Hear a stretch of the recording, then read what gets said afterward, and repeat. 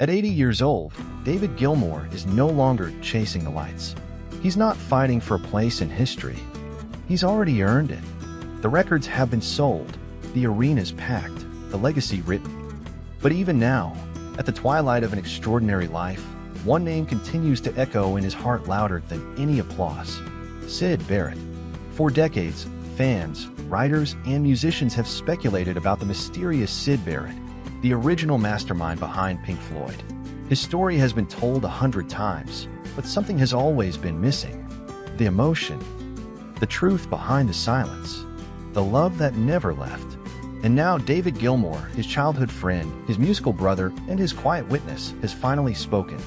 What he reveals confirms what many suspected all along: that Syd Barrett was never forgotten, that his absence was never just a chapter to move past. It was a wound, and that wound never fully healed. It's the kind of story that doesn't begin with fame. It begins with friendship. David and Syd weren't just two guys who ended up in the same band. They were kids in Cambridge. They played guitars in gardens, shared records, and dreamed under the same sky. Long before record labels, before money, before chaos, they were just boys who loved music. Syd had something, a spark. He could take a simple idea and twist it into something strange and magical. He wrote songs about scarecrows and bikes and interstellar travel. He didn't write to impress anyone. He just created what he saw in his head, and people loved it.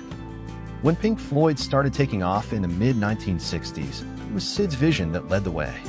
He was the frontman, the creative engine, the wild mind behind their first album, The Piper at the Gates of Dawn. It was like nothing anyone had heard before, and everyone wanted more. But while the world fell in love with Syd's imagination, his mind began to unravel. The signs were subtle at first: forgetting lyrics, zoning out during interviews, losing focus. But it quickly became more serious. He'd get lost in thought for hours, refuse to communicate. He'd go completely still during performances, his guitar hanging useless at his side. Many blamed the drugs, especially LSD. But those who knew him suspected it was more than that. Something deeper. A kind of inner collapse that no one could stop. The band was at a crossroads. They loved Syd, but the shows were falling apart. The future was slipping away. And so they made a decision that would haunt them forever. They brought in David Gilmour. At first, David wasn't meant to replace Syd. He was just there to help, to carry the weight when Syd couldn't. But it didn't take long to realize that Syd was too far gone. He was becoming a ghost in his own band. Then one day, without warning, they simply didn't pick him up for rehearsal. No big moment, no dramatic scene, just silence. That silence stretched for years. And in that silence, David Gilmour became the guitarist and voice of Pink Floyd. The band moved on. They became icons. Their sound became darker, deeper, more polished. But the hole Syd left behind never really closed. Fans always asked, what happened to Syd? What did the band really think? Did they forget him? And now we know, thanks to David, that they never did.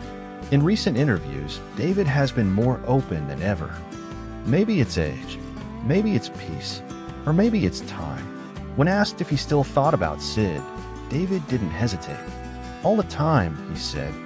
Every album we made after he left, I felt him there. He never stopped being part of the story. He talked about how Syd's influence bled into the songs long after he was gone. That Wish You Were Here wasn't just a nice melody. It was a cry, a longing, a love letter.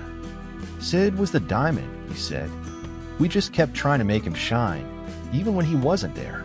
But perhaps the most touching moment came when David revealed that he used to play guitar solos as if Syd was listening, like he was speaking to him through music. I'd imagine he was in the room, David said, and I'd play for him, as if he could hear it, as if it could reach wherever he was. And for David, that was the hardest part. Knowing that Syd was alive, just a few hours away in Cambridge, but unreachable. He lived quietly. No more music. No interviews. Just walks, paintings, and silence. David visited him. Not often, but enough to know that the man inside was still there somewhere. The Syd he knew, playful, brilliant, sensitive, would appear for a few seconds and then disappear again. He'd smile, David said. Sometimes, just for a second, like he remembered me. And then it would be gone. Those visits weren't for show. David never told the press. He didn't need a story. He just wanted to see his old friend. And even when Syd no longer recognized him, David still cared. I wasn't visiting the legend, he said. I was visiting the boy I played guitar with, the friend I lost. It's hard to imagine the guilt David must have carried. He stepped into Syd's role, became the star, and built a career on the ashes of someone else's dream. That kind of weight doesn't go away. And David admits it. I often wondered if we could have done more, he said. Maybe there was a better way. Maybe we failed him. The thought never leaves you, but there's no bitterness, no anger, just sadness and love. Because behind all the rumors, all the mystery, all the speculation, the truth is simple. David loved Syd, and he never stopped. He tells the story of how they were recording Shine on You, Crazy Diamond, and Syd showed up unannounced. At first, no one recognized him. He had gained weight. His head was shaved. He looked nothing like the man they remembered. But then he stood there, quietly, listening to a song written about him. No one knew what to say. Roger Waters wept. The others stood in stunned silence. And David, he says it was the hardest moment of his life. He was right there, David said, and we didn't know how to reach him. That moment still haunts the band. It was the last time they saw him. Syd returned to his private world in Cambridge, and he stayed there until his death in 2006. David never forgot him. He kept a photo of Syd in his studio, not a famous one, just a quiet moment from before it all went wrong. Syd smiling, the world still full of hope. I look at it before I record, David said, just to remember, to stay grounded. And he revealed something even more heartbreaking, that there are guitar parts, solos, melodies, little riffs, hidden in his albums that are messages to Syd, not just tributes. Conversations. I like to think he heard them, David said. Somehow, somewhere. And that belief that maybe in some way the music still connected them gave David comfort. He also opened up about how The Wall, Animals, and even his solo records were shaped by Syd's ghost. Not literally, but emotionally. Syd's absence created a kind of wound in the band's soul, and their best work came from trying to heal it. David confirmed that Pink Floyd never truly left Syd behind. They just didn't know how to bring him with them. And in the years since, David has made sure that Syd's name never fades. He talks about him with tenderness. He credits him as the real founder of Pink Floyd, and he insists that Syd's spirit still lives in every chord they ever played. There would be no Pink Floyd without Syd, he said, and there would be no me. That's the truth. The one fans have always suspected. That beneath the fame, beneath the egos, there is always a deep sorrow for the friend they lost. Not to death, but to time, to illness, to a world that moved too fast for a fragile soul. And now, at 80, David Gilmour has said it plainly. Syd Barrett mattered. He wasn't just a footnote.